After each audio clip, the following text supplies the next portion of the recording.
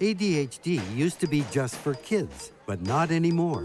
For some, it's a rude awakening. It wasn't like, oh, maybe I have ADHD. It was, I'm so anxious, I'm gonna die.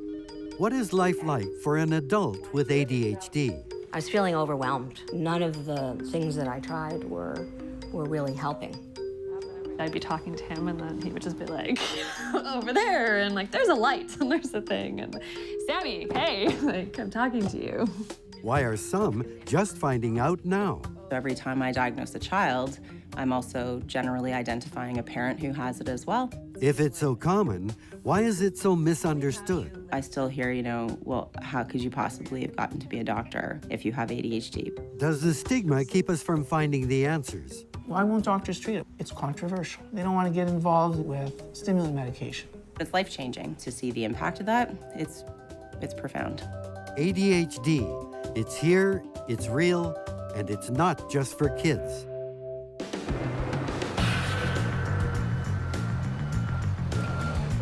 Okay. You know what? Let's put a 24 mil on. Can he keep them on the truck, or does he have to drop them off drop right and now? go. Did he look tough? He looked pretty tough. Right.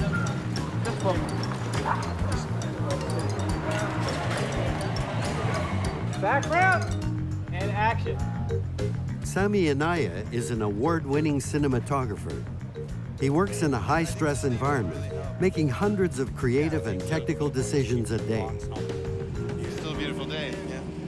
He has a great eye, great instincts, and he has attention deficit hyperactivity disorder, better known as ADD or ADHD. Honestly, for me, it was the last thing on my mind. I didn't think that I was ADD at all. I didn't really know that much about it. I just always associated ADD with hyperactivity disorder in children. Even thought probably that you grew out of it maybe as you got older. I just didn't know anything about it. One of the early myths, and there were many concerning ADHD, was that you would grow out of it. Dr. Russell Shacker is a psychiatrist at Sick Kids Hospital in Toronto. You don't see adults climbing on kitchen counters because they can't sit still. What they don't grow out of as they get older is impulsiveness or inattentiveness. So what you do often see when you're interacting with your adult friends is people who really can't concentrate on the conversation. They're restless individuals without necessarily getting up and moving around. And adults develop a whole repertoire for hiding that. The symptoms can be managed if they get diagnosed in the first place. But many adults struggle for years with ADHD symptoms that have gone unrecognized or misread as anxiety or depression. This may be why Sami went looking for help in the first place. I was going through a particularly tough time in my life, and I started seeing a therapist for the first time. She was the one who sort of suggested that she thought I was very ADD, and I didn't believe her at first. And then I started doing the research, and I started reading about it, and it was like all the signs were there. So I decided to go in for a period of testing. ADHD is what in medicine we call a syndrome, which is largely defined by restlessness, inattentiveness, hyperactivity, and impulsivity. And when those symptoms occur together, we tend to make a diagnosis of ADHD. Diagnosis involves a checkup to rule out other possible medical causes of the symptoms. A comprehensive checklist developed by the World Health Organization helps identify key signs and symptoms. How often do you have trouble wrapping up the final details of a project? What's the challenge? Do you have difficulty getting things in order when you have to do a task? How often do you have problems remembering appointments or obligations? How often do you avoid or delay getting started? How often do you fidget or squirm with your hands or feet when you have to sit down? Do you feel overly active and compelled to do things like you were driven by a motor? Adults being assessed for the first time are also asked to provide a history of their behavior as a child. Looking back, Sami's ADHD symptoms now seem obvious. Symptoms like chronic procrastination. I was terrible at school. Unless it's something that I'm really excited about doing, I can make a million excuses why not to do it, and I was terrible. Distractibility is another symptom. I would sit down in my class, I would open my notebook, and I would start taking notes. 45 minutes later, I'd look down at my notes, and I'd just written those 2 lines, and I couldn't remember the last 45 minutes. Difficulty organizing thoughts or actions. I wrote essays that teachers would say, like, we're the ravings of a madman, you know, like stream of consciousness, you know, and then the next thing you know, you're 2 months into the school year, and then you're 6 months into the school year, and you're behind, and you just never feel like you can get out of it. ADHD sounds like an excuse. Doesn't everybody procrastinate, lose track of time, and forget things? The fast answer is that that's true, right? For example, we all procrastinate to a degree, right? We all sometimes get bored easily, and sometimes we have trouble paying attention. Dr. Mayer Hoffer is a psychiatrist and ADHD specialist in Toronto. It's not that hard to see when those aspects have entered into that realm where it interferes with your capacity to live the life that you're supposed to lead. In that sense, that's a huge distinction. ADHD can look a lot like normal behavior taken to extremes, so it can be easily misread. That can have an impact on relationships. Distractibility is a huge thing. If he's not on any type of drug, like we'd walk down the street and I'd be talking to him and then he would just be like, over there, and like, there's a light and there's a thing. And I would have to say, Sammy, hey, like, I'm talking to you. Like, you know, stay in the moment. Sarah and Sammy are a married couple with a 2-year-old son. They had just started seeing one another when he learned about his ADHD.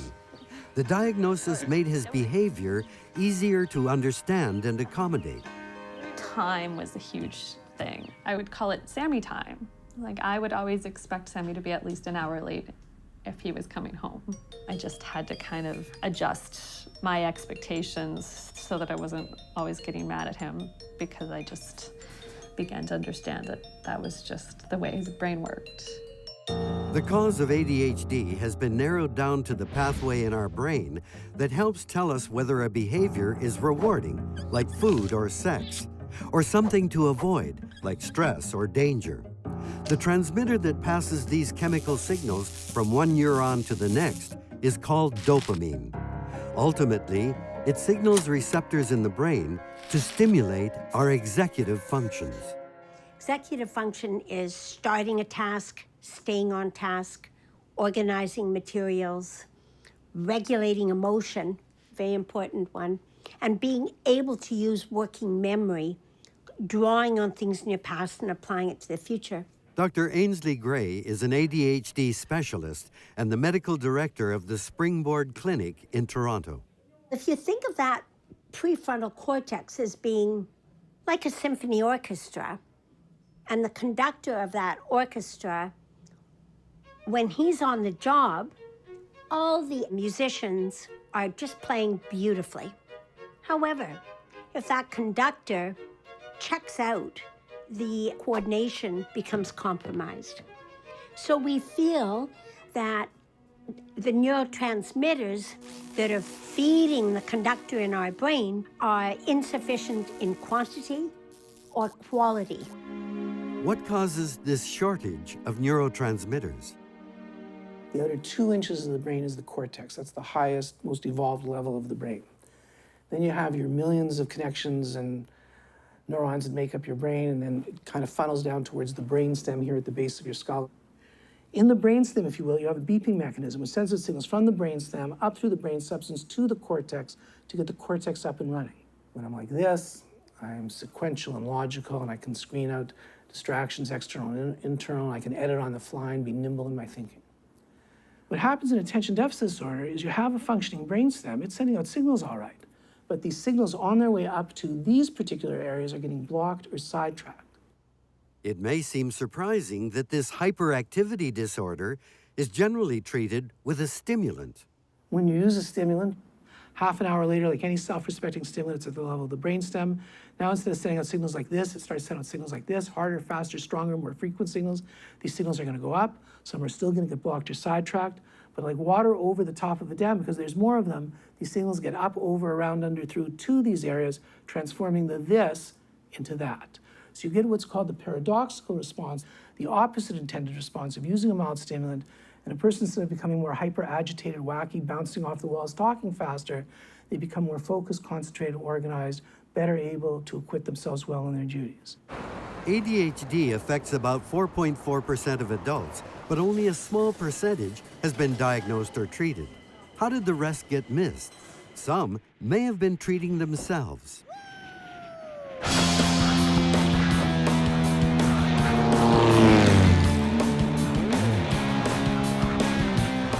Adrenaline is an effective way to increase dopamine, so high-risk occupations like racing, firefighting, and emergency response are all magnets for thrill seekers with ADHD. There are many public figures with ADHD whose fame and fortune came with a healthy dose of adrenaline. Sammy was fortunate to find a career that serves his ADHD well. That's my sweet spot. That's my comfort zone, like when I'm on set. And there's always problems and things that crop up that you have to deal with and address, like in the moment, make decisions on the fly. It's a pretty good job for somebody who needs something that requires him to hyper-focus. The most incredible thing about Sammy is he's the most calm presence on set. It's a total contradiction in a lot of ways to our home life. Here, let's take a look. Every ADD person in the world can pay attention. In fact, they have the capacity sometimes to be able to hyper-focus on things that they're able to be interested in, oftentimes to the detriment of all the other things that they're supposed to be doing. What ends up happening is that you overwork, so you're not trying to solve the problems in your life. You're actually ignoring it, and you're using your work because that's the thing you're good at, and that's where you thrive, and you're just sort of like disregarding everything else, and so you're miserable. The constant need for an adrenaline rush can be downright dangerous. It can lead to addictions to shopping, food, sex, gambling, drugs, booze, and especially tobacco. While 20% of the population in North America still smoke, for people with ADHD, it's closer to 40%, double the rate. What's going on? We were really struck by this ADHD smoking link, so that we wanted to know what nicotine can do in individuals with ADHD in terms of symptom reduction, and also what it can do in terms of emotional regulation. To learn more, Dr. Jean Garrick launched a study of smokers who also took ADHD medication. But the study almost didn't get off the ground. It seemed like there was nobody out there. They would either smoke cigarettes or take stimulant medication, but not necessarily take both. The volunteers they eventually found wore nicotine patches for 2 days and placebo patches for 2 days. Electronic diaries prompted them every hour to document their own ADHD symptoms. A blood pressure monitor kept track of physical activity and stress levels. The final data confirmed Dr. Garrick's suspicions. Nicotine reduces ADHD symptoms. That's because, unhealthy as it is, smoking acts like many ADHD medications. It raises dopamine levels. This is what we're expecting to see. What was a surprise to us was that nicotine also reduced anger, nervousness, and stress ratings in individuals with ADHD. Teenagers with ADHD are twice as likely to take up smoking as their peers, and they tend to begin at a younger age. So what effect could smoking have on identifying ADHD in the first place? Nicotine use can cloud the recognition of ADHD symptoms in a way that the person may not remember having any ADHD symptoms whatsoever because he's continuously self-medicating with nicotine. 6 out of 10 Canadians who ever smoked have now quit. How many might have been self-medicating undiagnosed ADHD? Before he was diagnosed and treated, Sammy occasionally smoked, and he found other coping strategies to get by. But they were never quite enough, and things didn't get any better as he matured. They got worse. As you get older, and you have problems, and you still have that same brain, and it's still got all this stuff that needs to get processed, and it goes on and on and on, and it's just it becomes crippling, it becomes crushing, and I'm not making any excuses, but you just start making really bad decisions, and in a way, your life starts becoming not a really great place to be. It's such a hugely important societal health issue. You know, now if you're not able to compete in a tougher world, and ADD people find it harder and harder and harder to compete, it's a disaster for people. An adult with undiagnosed and untreated ADHD could be in for all kinds of problems with work and finances, relationships and marriage, substance abuse, eating disorders, unsafe driving, and problems with the law. Dr. Lynn Stewart is a psychologist who helps evaluate mental health programs in Canada's federal penitentiary system. So in 2011, we did a study on all incoming federal offenders to the Correctional Service of Canada. They were screened for ADHD. We found that 16 to 17% would have achieved a diagnosis of ADHD, and a further 40% would have had at least moderate symptoms of ADHD. It's estimated that 5% of adult males worldwide have ADHD. Why are the numbers so much higher in prisons? I think failure of self-control defines criminality, or at least repeated criminality. And self-control problems are a major feature of ADHD. We found that those who had higher levels of ADHD had more misconducts, more transfers to segregation, and on release, they came back to custody faster and at higher rates. As a result of the study, all incoming prisoners to Canadian penitentiaries are now screened for ADHD. Those who are diagnosed get streamed into therapeutic programs. I think it's critical to identify it and address it early. I hear sometimes from the offender, like, what is wrong with me? Why am I doing this? I think it would be helpful for them to know that, and there's a way around that. Isn't ADHD already stigmatized enough? Is it really a go-to-jail card? I think it's important to say that most children who have ADHD won't go on to have a conduct disorder, and those who have a conduct disorder won't go on to have antisocial personality disorder. But that almost everybody who has repeated criminal histories has had a failure of self-control and probably would have earned an early diagnosis for ADHD. Is there a way to prevent ADHD? Some of the risk factors are out of our control, like family history. Every time I diagnose a child, I'm also generally identifying a parent who has it as well. And what role does gender play? ADD is like a big iceberg. And in that majority underneath the waterline, most of those are women. Up next, ADHD, gender, and genetics. As long as you can remember, have you had difficulty getting organized? Yeah, absolutely. I've been a daydreamer, acted impulsively. Sarah and her husband Sammy both work in the film business, juggling the demands of career, family, and ADHD. Felt irritable, had problems remembering appointments or obligations, fidgeted or squirmed with your hands or feet when you have to sit down for a long time. Yeah, that's my husband, you know, in a nutshell. And he still has some difficulty with some of these things, even when he's on the medication. But with that said, like, I'm exactly the same way in a lot of ways, so it's very weird in that sense. We have to actually sometimes have to help each other. And Sammy's like, well, I think you're kind of a little ADD. And I'm like, well, am I? And where does it begin? And where does it become like just like an actual condition? There's a big difference between personality quirks and a condition like ADHD. It was once assumed that ADHD was just a boy's thing. That's likely because hyperactive boys are hard to miss. But girls and women can have it too. They're just sometimes harder to spot. By and large, girls tend to have a subtler presentation of ADHD, so not necessarily the daydreamer, but difficulties with focus or attention or distractibility. Dr. Laura Gerber is a pediatrician and ADHD specialist. I might be looking at you. You may think I'm listening to you, but you might not realize that I'm totally focused on the buzz of the fluorescent light. There's a large population of girls who may have the inattentive type of ADHD, and they're often the young ones that are at the back of a classroom. They're not bothering anybody, but they're tuning out.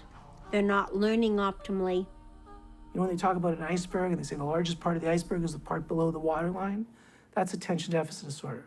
Vast majority of ADD people are not hyperactive. And in that majority underneath the waterline, most of those are women. For years, ADHD research focused mainly on males. The pool of research on females is slowly increasing. We now know that while boys tend to show symptoms by age 5, girls may not until age 12. and flying under the radar can have consequences later in life. Classic case of attention deficit disorder is the 19-year-old female university student. They go off to university and everything starts to fall apart. It doesn't fall apart because they're partying too hard or they're not mature enough or they didn't take their circumstances seriously. It's because for the first time in their life, the sort of external exoskeleton of their life wasn't there, and then things didn't go well, and then they were left with this feeling of, I'm not as good as everybody else, I'm not as smart as everybody else. And that young lady shows up at the University Health Service, and the psychiatrist will say something like, well, so tell me what brings you here, and the young lady says, well, I'm not doing very well. And the psychiatrist says, well, how do you feel about that? And the young lady says, well, not too good. And the psychiatrist then says, well, how long have you been depressed for? And in the first 45 seconds of the interaction, the psychiatrist has moved the young lady from what she's come for. I'm not doing very well. That's a function comment. And the psychiatrist has slid the young lady right into the psychiatrist's comfort zone. Depression and anxiety, anxiety and depression. It's kind of stunning to me that a lot of people that I dealt with, different counselors and therapists, didn't notice this about me. It wasn't my psychiatrist's first instinct at all. For Medina Abdelkader, it was the pressures of grad school that revealed her ADHD.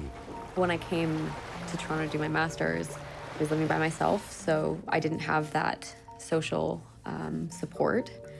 And I had a really hard time staying organized, and I would go every single day and I would sit and I'd bring all my books and my laptop and my highlighters and my good intentions. And I would just sit for hours and hours reading, going sort of down the black hole of the internet and all these really juicy topics that I was studying. I just couldn't, I couldn't stay focused, and I have all these ideas and I just can't sit down for long enough to get them down. It wasn't like, oh, maybe I have ADHD. It was, I'm so anxious, I'm gonna die, so I need to do something about this. Many successful people who are university graduates, they have professional careers, all of a sudden will hit a wall, a level of impairment that results in their running into difficulties. Susan Gottlieb's ADHD managed to fly under the radar until her early 40s, thanks in part to her first marriage. There was a lot of structure in my life for those 20 years or so. But when that was over, and things changed very dramatically, and children came into my life, and there was no structure, there was no plan. It worked, and then it didn't work. I felt, from a functional standpoint, that I couldn't do the kinds of things that I was always used to doing through just drive and willpower and intelligence. Okay, listen, I won't keep you, but I just wanted to talk to you. I think we should be buying something here. Susan works for the investment arm of a big bank. She's a high achiever and good at her job. But ADHD can stay hidden until you reach a tipping point. And certainly being on an antidepressant, for example, which is what one doctor recommended, that maybe soothed my stress, but didn't help me function better. And that's really what I needed to do. The medication is treating their mood or their anxiety, which is only a secondary symptom of the root of the problem being ADHD. Increasingly, both women and men have been discovering their ADHD in places like this, a pediatrician's office. So every time I diagnose a child, I'm also generally identifying a parent who has it as well. 95% of the time, that adult has not yet been diagnosed. So it's actually quite rare in my experience for an adult to say, yes, I was diagnosed as a kid. Yeah. Do you want this kind of spoon, Gracie, with your kiwi, or the other kind? The spark thing, this one. I'm somebody who has ADHD myself. I wasn't diagnosed until I was 31, so after I had finished medical school and residency, so a late adult diagnosis. All three of my children have it, and so I experience ADHD in the office all day long, and I live with it myself, so it's something that is close to home, I guess you would say. The tendency to develop ADHD can be inherited, but how does it start running in a family in the first place? Here in the Florida State Center for Brain Repair, they may have found the answer to this and other questions. To study a neurobiological disorder like ADHD, an animal surrogate is useful. Mice are good candidates. They share 97% of our genes. But how do you give a mouse ADHD? The same way that some humans get it. We knew from human studies that if a mother smokes, there's a higher risk of ADHD in their offspring. Smoking doubles the ADHD risk in humans. Dr. McCarthy and her team wanted to see if it had the same effect on mice. We expose a female mouse to nicotine for 3 weeks. We can easily dissolve it in drinking water of the mice. And then she's bred with a naive male mouse, and nicotine is ongoing during her pregnancy. So the developing brain is exposed to nicotine from conception until birth. Once they're born, they get tested to see if any of them have ADHD symptoms. We break down each of the ADHD symptoms like hyperactivity, inattention, impulsivity, and deficits in working memory. And we can test each one of those using our animal model. To test for deficiencies in learning and working memory, McCarthy uses this Barnes maze. It's a platform beneath a bright light and a noisy, clattering fan. There are 40 holes that a mouse might use to escape the light and noise, but only one leads to a quiet hideout under the platform. There are visual cues to help orient the mouse. For a normal mouse, it takes about 2 weeks of daily training to learn and remember the fastest escape from the noise and light. This mouse has been training for just as long, but it's showing all the signs of ADHD. It covers a lot more ground, wastes more energy, and makes more mistakes. But remarkably, it finds the escape hole in the same amount of time as the normal mouse. For us, that's most interesting. It's not that they cannot learn the task, it's that they have a different way of learning it. To test for impulsivity, they used the bar stool.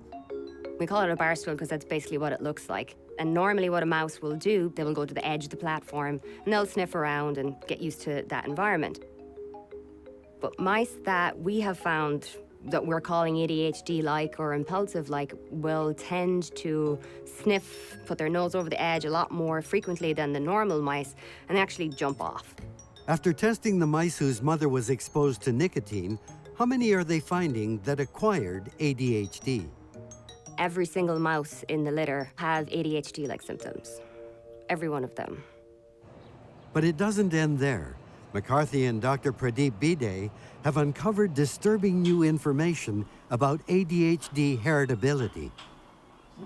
Some research we have now done that shows that the effects of prenatal nicotine exposure actually can be seen in multiple generations.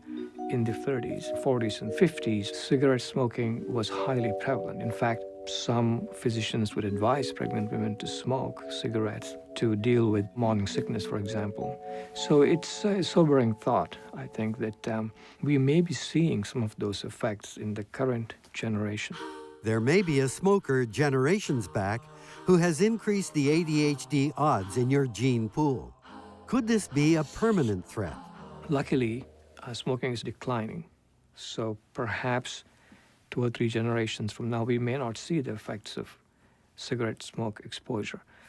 However, there may be new environmental toxins or environmental stimuli that may produce these transgenerational effects that we don't even know about today. The search for new medical treatments for ADHD is part of a multi-billion-dollar industry. But there's an ongoing search for non-pharmaceutical solutions too, using coaching, behavior therapy, and even gaming. Contrary to what we thought, we actually make new neurons. You can teach old dogs new tricks. Next up, pills and skills. Whenever ADHD is mentioned, there's usually discussion about the medications and reluctance to use them. So when I see patients in my office, I say to them, the problem that you have has squat to do with illness. It has everything to do with function. No different than why a person wears glasses. You have a functional problem, you put your glasses on, it allows your perfectly healthy eyes the opportunity to operate at the peak of their intended biological capacity. All I'm going to be trying to do is put a pair of glasses, as it were, on the inside to allow your perfectly healthy, smart, capable brain the opportunity to operate at the peak of its biological capacity. These glasses for the brain are stimulant medications. They've been the gold standard for ADHD treatment for more than 50 years, so there's good evidence they're safe and effective for adults and children. But the increase in the number of children identified with ADHD in the past decade has set off alarm bells about the potential harms of overdiagnosing and overprescribing, especially in the US, where the percentages are the highest. But treatment doesn't always end with meds. At the end of the day, you need to have good executive functioning skills, and medication isn't going to do that for you. It'll help you acquire those skills more easily, but it's not actually going to give you those skills. Here at Sick Kids Hospital, Dr. Jennifer Crosby has been testing new therapies for ADHD, one executive function at a time. There's a number of different kind of cognitive processes that fall under this umbrella term of executive functions. One of the domains that we started with was response inhibition. Can you stop what you're doing quickly based on new information in your environment? Let's say you're driving along at a reasonable speed and a ball comes out between two parked cars. That's when that ability is invoked. It takes an ADHD person about 150 milliseconds longer to respond to a prompt. The difference between a hit and a miss. You're out! Let me just get us logged in here. All right, so sometimes you're gonna see this. And what that means is a signal for you to stop, okay? The Mega Team project is a video game-based cognitive rehabilitation. So what we have done is we have taken our understanding of the underlying cognitive deficits in ADHD to come up with an intervention to strengthen those. And ideally, what we've tried to do is come up with something that's engaging and fun for kids. There you go. Excellent. Mega Team was co-developed by Sick Kids and eHave, a medical software company founded by Scott Woodrow. Scott has a vested interest. His son has ADHD. And that's one of the main reasons why I did this. I didn't want to medicate my child. The medication deals with the symptoms of the condition. It doesn't deal with the underlying condition itself. When they're off the medication, their condition comes back. 50 kids have been recruited to try to sharpen their response inhibition skills. Progress is monitored online. Later, there will be a follow-up to see if the training had a positive effect on behavior beyond a quicker trigger finger. This ability to stop a speeded motor response is what you need to keep your mouth shut when you have an impulse to say something, or keep your hands to yourself when you have the impulse to do otherwise. Future plans are to build the game out, to target other cognitive functions, and to test if it can help adults as well. Neuroscientists have discovered over the last few decades that we actually, contrary to what we thought, make new neurons even in late age. So we have the capacity to change, rewire. You can teach old dogs new tricks. I'm thankful for that. I'm living proof. living proof of it, sir. The stakes are high in the games played here at the epicenter of Canada's financial district. World markets, breaking stock reports, and investment analysis. Susan Gottlieb is plugged into it all. It uses all my skills and keeps me excited about going to work every day. That's why it was so frustrating for me when things weren't working the same way. Susan's symptoms improved after being diagnosed and treated for ADHD, but she felt she needed more. The medication, I think, prepares the way. It gave me hope that maybe I could solve these problems, but I still didn't know how. Many business people turn to executive coaches to help improve their performance. Susan went to Robert Pell, a coach who specializes in ADHD. So let me ask you, can the rest of your company survive without you for 2 hours?